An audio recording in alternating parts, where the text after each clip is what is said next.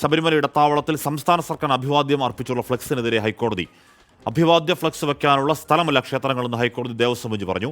വിഷയത്തിൽ തിരുവിതാംകൂർ ദേവസ്വം ബോർഡ് വിശദീകരണം നൽകണമെന്നും ഹൈക്കോടതി നിർദ്ദേശിച്ചു. ശ്രീകാന്ത് വിവരങ്ങളുമായിരുന്നു. ശ്രീകാന്ത്, ദിലീപിന്റെ VIP സന്ദർശനത്തിന് പിന്നാലെ ഒരു കാര്യം കൂടി കോടതി കുറച്ചുകൂടി ഗൗരവത്തിലെടുക്കുന്നു അല്ലേ ശ്രീകാന്ത്?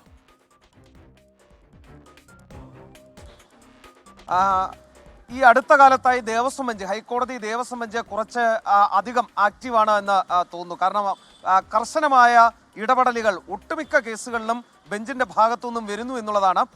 ഏറ്റവും ഒടുവിലായി വന്നിട്ടുള്ളത് ശബരിമല ഇടത്താവളത്തിൽ തീർത്ഥാടകർക്കായി അന്നദാനത്തിന് അനുമതി നൽകിയ സംസ്ഥാന സർക്കാരിന് അഭിവാദ്യം അർപ്പിച്ചുള്ള ഫ്ലെക്സിനെതിരെ ഹൈക്കോടതി രംഗത്ത് വന്നിരിക്കുന്നു.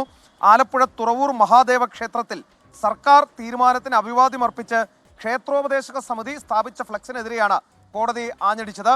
നിങ്ങൾക്ക് ഫ്ലെക്സ് വെക്കാനുള്ള സ്ഥലമല്ല ക്ഷേത്രങ്ങൾ എന്ന ക്ഷേത്രോപദേശക സമിതിയോട് ഇപ്പോൾ കോടതി പറഞ്ഞിരിക്കുന്നു. അഭിവാദ്യ ഫ്ലെക്സ് വെക്കാനുള്ള സ്ഥലമല്ല ക്ഷേത്രങ്ങളെന്ന് മനസ്സിലാക്കണം. നിങ്ങളുടെ മുഖം കാണാനല്ല ഭക്തർ വരുന്നത്, അത് ഭഗവാനെ കാണാനാണ്. അഭിവാദ്യ ഫ്ലെക്സ് വെക്കുന്ന ക്ഷേത്രോപദേശക സമിതിയുടെ ജോലി അതല്ലെന്ന് തിരിച്ചറിയണം എന്നും കോടതി പറയുകയുണ്ടായി.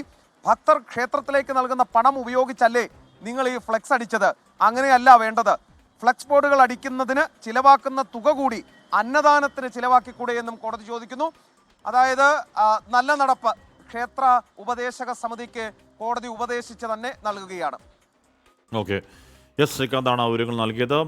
സർക്കാർ അഭിവാദ്യം അർപ്പിച്ചിട്ടുള്ള ഫ്ലെക്സ് വെക്കാനുള്ള സ്ഥലമല്ല ആ സ്ഥലം എന്ന് പറയുകയാണ് ഹൈക്കോടതി ദേവസ്വം ബെഞ്ച്.